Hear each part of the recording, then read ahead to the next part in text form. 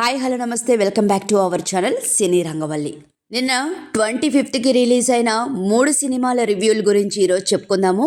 మన ఛానల్ ఇంకా ఎవరైనా ఒకవేళ ఫస్ట్ టైం చూసినట్లయితే కనుక తప్పకుండా సబ్స్క్రైబ్ చేసుకోండి. పక్కనున్న బెల్ బటన్ని క్లిక్ చేయడం మర్చిపోకండి. మరి 3 సినిమాల్లో మీరే సినిమా చూసారో కామెంట్ చేసి చెప్పండి.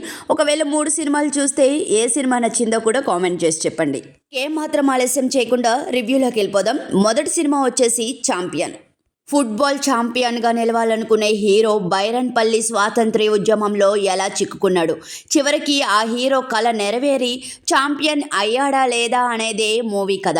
హీరోయిన్లు రోషన్ అనస్వర నటన మెప్పిస్తుంది. చాన్నాళ్ల తర్వాత తెరపైకి కనిపించిన నందమూరి కళ్యాణ చక్రవర్తి యాస్తో మెప్పించలేకపోయారు. కొన్ని సీన్లు అనవసరం అనిపిస్తాయి. ఎమోషనల్ సీన్స్ సరిగ్గా పండలేదనిపించింది. మరి మీరు ఈ సినిమా చూసారా? ఒకవేళ చూస్తే మీకెలా అనిపించిందో కామెంట్ చేసి చెప్పండి.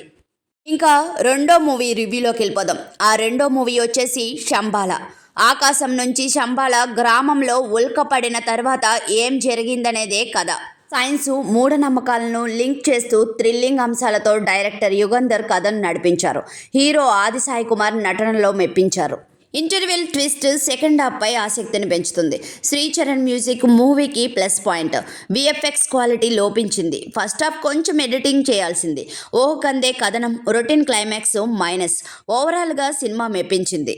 మరి మీరు ఈ సినిమా చూసారా? ఒకవేళ చూస్తే ఎలా అనిపించిందో కామెంట్ చేసి చెప్పండి. ఇంకా last review of the movie దండోరా. కుల వివక్ష, అసమానతల కథాంశంతో దండోరా రూపొందింది.